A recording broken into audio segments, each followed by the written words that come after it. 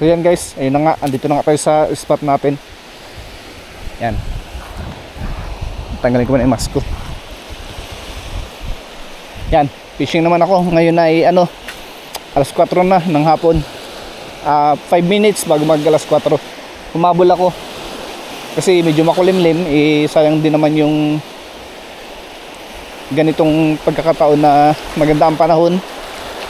Hindi mainit, yung sakto lang. Makulimlim. Yan. Dito tayo sa spot na to na madalas kong puntahan. Ang lagay ng dagat ngayon ay pa high tide. 8 ata yung pinakataas ng tubig. Yan. Ang setup kong gamit, ultralight. Yan, Okuma Helios 702. Tapos Ryubi Ultra Power 1000 series. Ashcon Fish na 6 pounds, 8 strands yung line ko. Leader line, Sea Night. Yan, 20 pounds. Tapos yung lure, ito. Ayan, Prince Pudidi 1.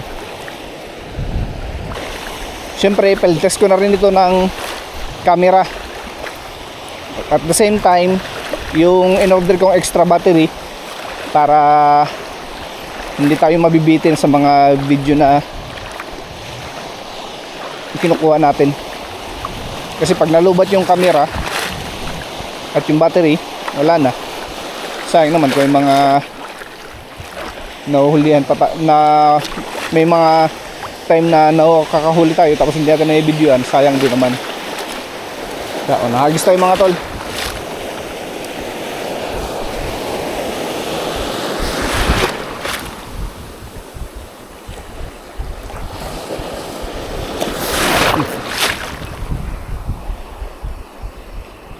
Huli.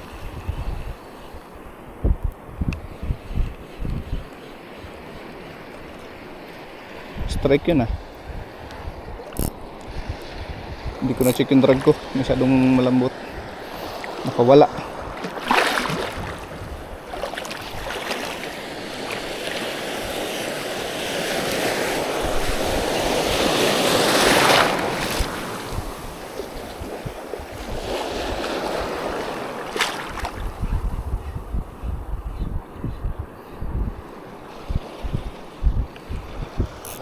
Yun, fish on.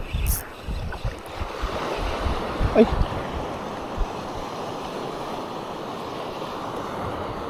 Nakakawala. Anong nangyari?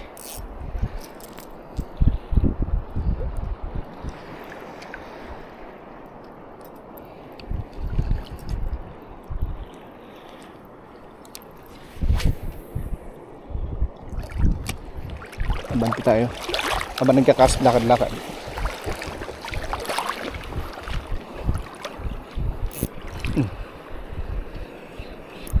Ito na, isda na to. Huli na siya. Kanina ka pa Lah. Ano nangyari? Bakit hindi nasasabitan?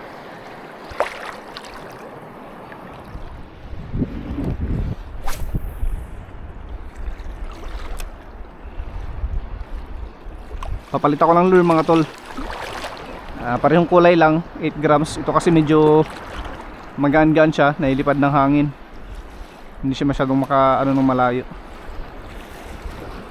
Pero mamaya na. Pakiramdaman muna natin.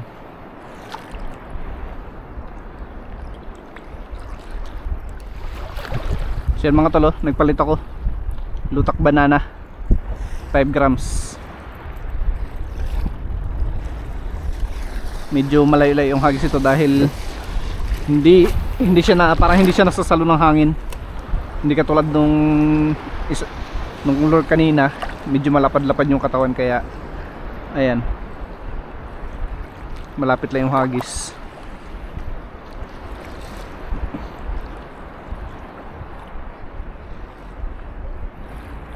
Yun, maganda pa ang langoy. Pero maganda rin naman ang langoy nung lure natin kanina.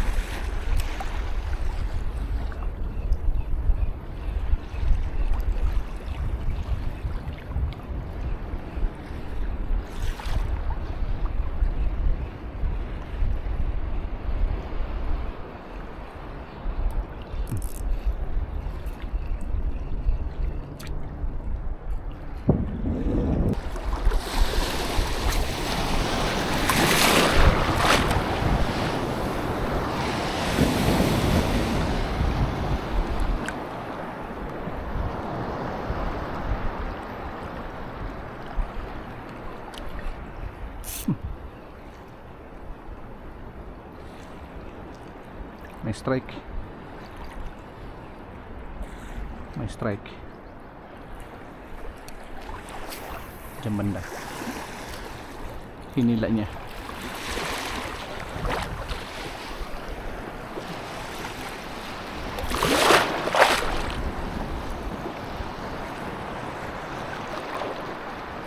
Napaiyak niya, grabe. Ano yun? Ano kaya yun?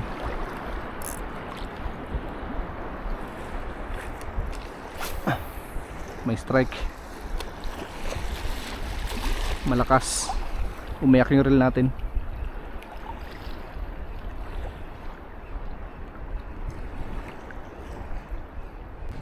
Hindi na kumagat ulit.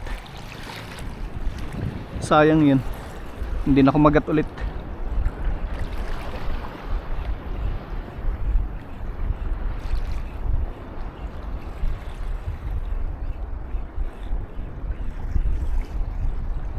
Pag medyo naglubog-lubog na yung araw mga tol, ayan o, medyo mataas pa.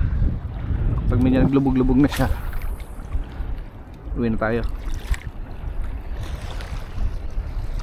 Depende ko anong unang susuko, yung battery o yung araw.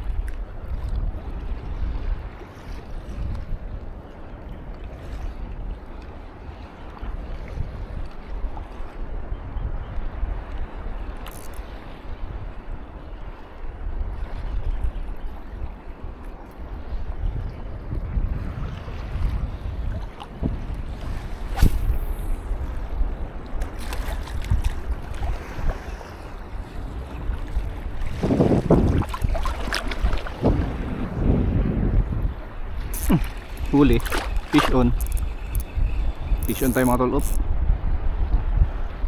lapu-lapu po ito pag itong mga galawan.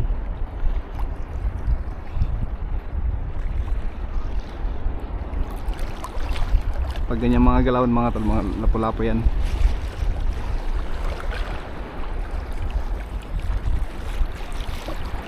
Nakapuntahin pa ata tayo. Ayaw lumabas.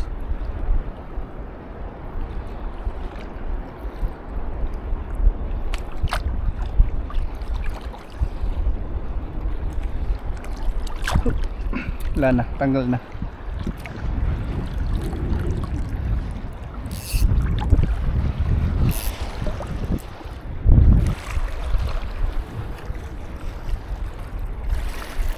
Sayang. Puro strike, walang ano. Puro strike lang, walang land.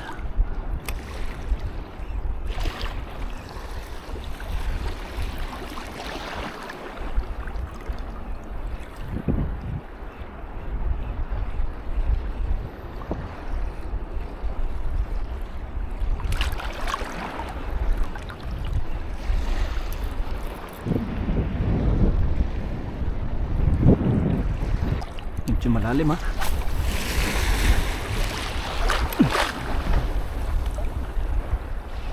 Saktong-sakto lang yung hagis natin mga tol.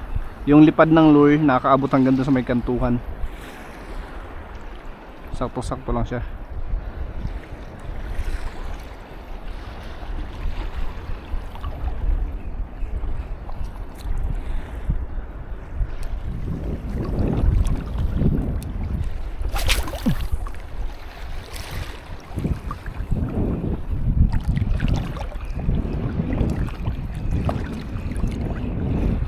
Parang may kailangan i-maintenance ha. Lubog-lubog yung reel ko mga tol. Parang meron na kailangan ng maintenance pag uwi.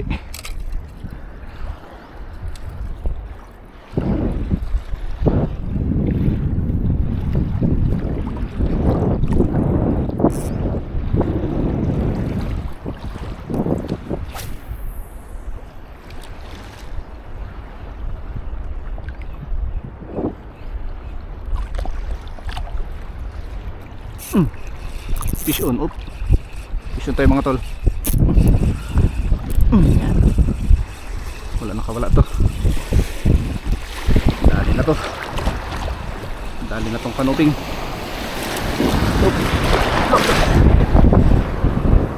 emperor fish. Ayan. Oop, lapit dito dong. Yan. So yan, tayo uwi ng 0. Pero tayo makikip kahit isa. Kahit pa paano. Kami hap dudong, namiss kita dudong.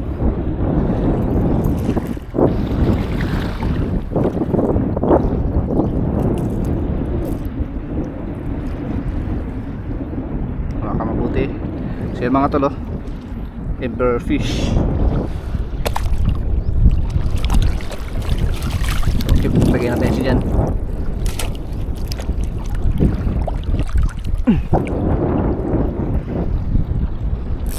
Kala ko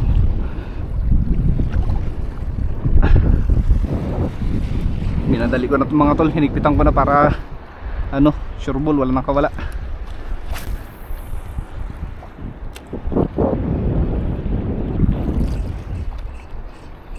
Uy, nangailangan na ng maintenance talaga itong ano ko rin dito.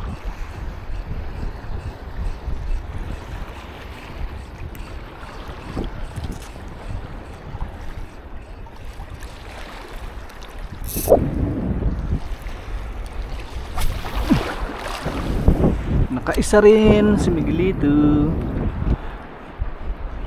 Nakaisa rin si Migspiran ng Fishing TV. Sa mga hindi pa nakasubscribe mga tol, please lang subscribe na kayo sa akin. Yan. Namiss ko yung emperor fish, grabe. Tagal ko walang fishing talaga.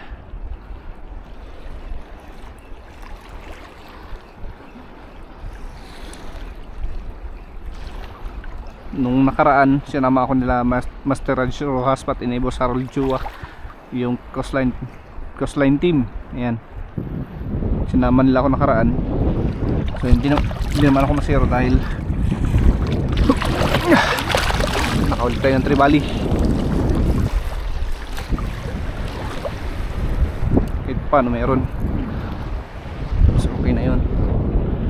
Kahit isa lang, at least meron.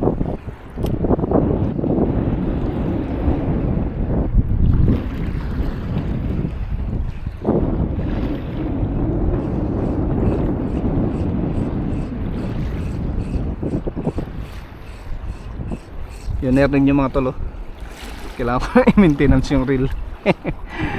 At baka next week makapalaban to.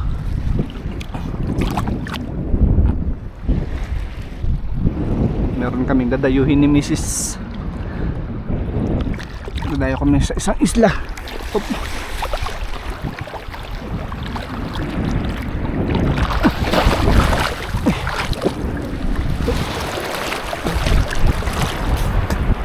Kailangan ko nang umuwi dahil hindi ko napapahirapan yung reel ko. Kailangan ng maintenance.